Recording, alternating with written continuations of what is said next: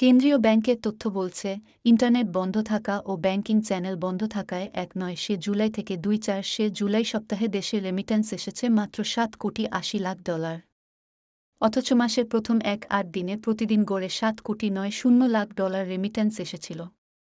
১৬ জুলাই মঙ্গলবার কোটা আন্দোলন তীব্র আকার ধারণ করতে শুরু করে এবং ওই দিনই রংপুরের আবু সাইদসহ ৬ জন মারা যায়।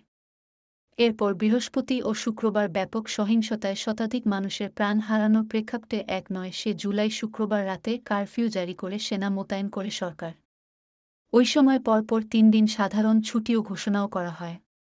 ফলে ১-৯ জুলাই থেকে ২-৩ জুলাই পর্যন্ত কার্যত ব্যাংকিং কার্যক্রম বন্ধ থাকায় ব্যাংকিং চ্যানেলে রেমিট্যান্স বা প্রবাসী আয় আসা সম্ভব ছিল না।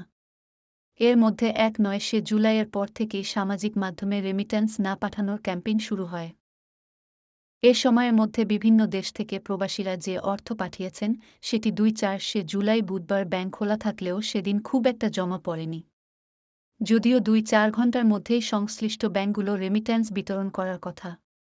যদিও বিদেশ থেকে প্রবাসীদের পাঠানো অর্থ গ্রহণে শীর্ষ ব্যাংকগুলোর একটি সোশ্যাল ইসলামী ব্যাংকের প্রধান নির্বাহী কর্মকর্তা ও ব্যবস্থাপনা পরিচালক জাফর আলম বলছেন, প্রবাসী আয় নিয়ে এখনই উদ্বিগ্ন হওয়ার মতো হয়নি।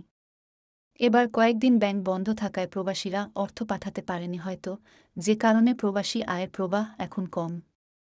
ধীরে ধীরে এটি ঠিক হয়ে আসবে, বিবিসি বাংলাকে বলছিলেন বেসরকারি ব্যাংকটির এই শীর্ষ কর্মকর্তা।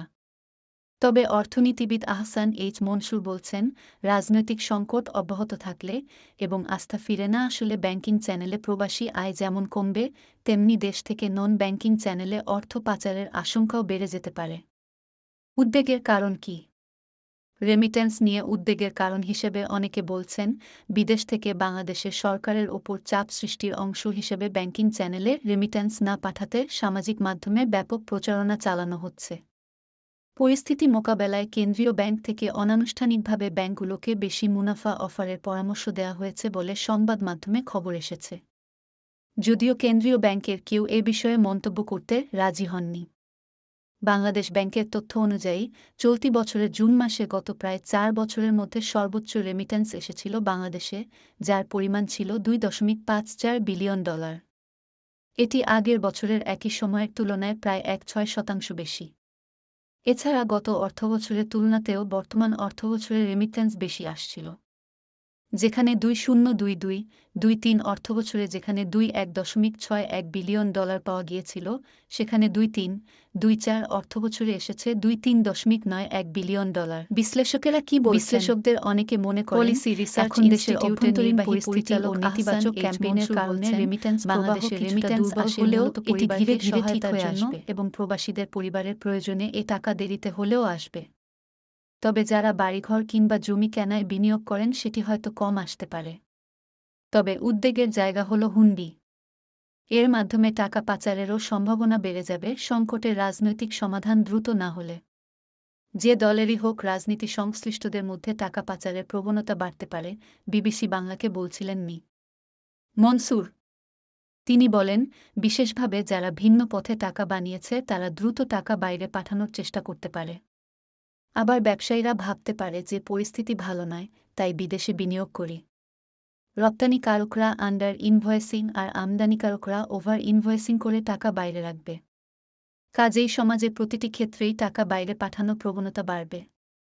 এদিকে সোশ্যাল ইসলামী ব্যাংকের প্রধান নির্বাহী কর্মকর্তা ও ব্যবস্থাপনা পরিচালক জাফর আলম বলছেন, রাজনৈতিক সহিংসতা বাংলাদেশে একেবারে নতুন কিছু নয় এবং সে কারণে প্রবাসী আয় খুব একটা হেরফের হবে বলে তিনি মনে করেন না।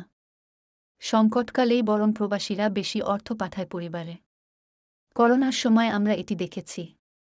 ব্যাংকিং সেবা নিরবচ্ছিন্ন থাকলে ধীরে ধীরে প্রবাসী আয় স্বাভাবিক হয়ে আসবে। কারণ এ আয় বাড়াতে বেশ কিছু পদক্ষেপ ইতোমধ্যেই নেওয়া হয়েছে, বিবিসি বাংলাকে বলছিলেন তিনি। তবে অন্য একটি ব্যাংকের উচ্চপদস্থ একজন কর্মকর্তা, যিনি নিজের পরিচয় প্রকাশ করতে চাননি, বলছেন যে প্রবাসী আয় নিয়ে নেতিবাচক প্রচারণার প্রভাব বুঝতে আরও কয়েক সপ্তাহ পর্যবেক্ষণ করতে হবে। বিবিসি বাংলাকে তিনি বলেছেন, বিষয়টি উদ্বেগের ও গুরুত্বপূর্ণ, কিন্তু বিভিন্ন দেশের হুন্ডি চক্রগুলোর সাথে জড়িতদের ক্যাম্পেইনও হতে পারে এটি। তবে যারাই করুক, এর আদৌ কোনো প্রভাব পড়ে কিনা তা বোঝা যাবে আগামী মাসের দ্বিতীয় সপ্তাহ থেকে। এর মধ্যে অনেকেই হয়তো বিভিন্ন দেশে টাকা ব্যাংকে দিয়েছেন, কিন্তু ক্লিয়ারিং হাউসগুলো সেগুলো ছাড় করেনি বলে দেশের ব্যাংকে আসেনি। এ প্রক্রিয়ায় কয়েকদিন সময় চলে যেতে পারে।